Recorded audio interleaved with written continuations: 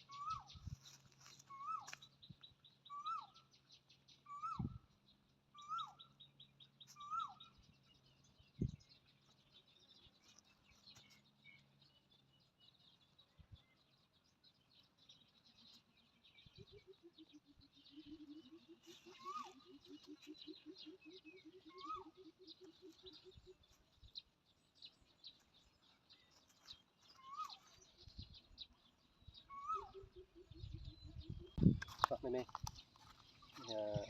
mình lên tung bắt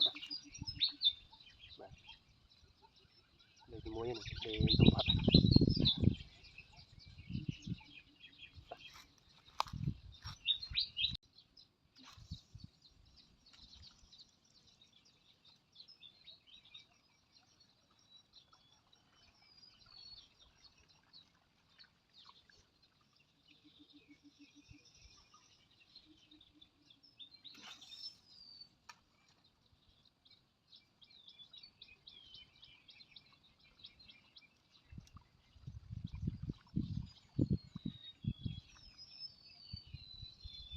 số mấy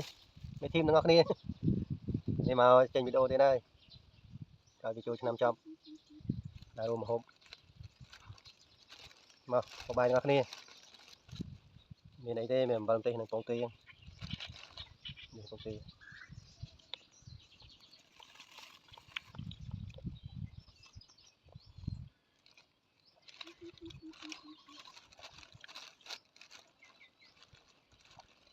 mình đọc lòng chặt đấy mà của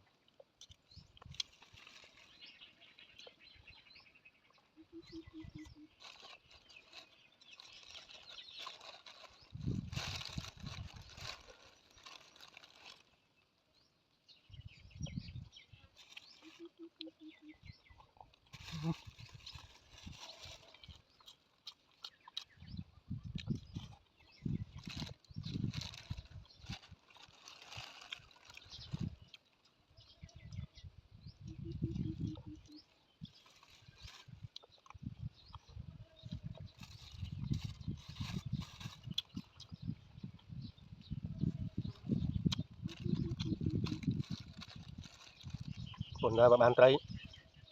คนถ้าบ้านไตรเราโจเต้ไงthì hai từ tí không mày nó cần mới đầy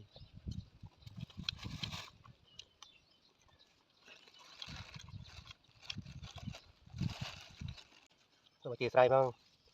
nhằm thưa ban video play chui lại những xe nhằm không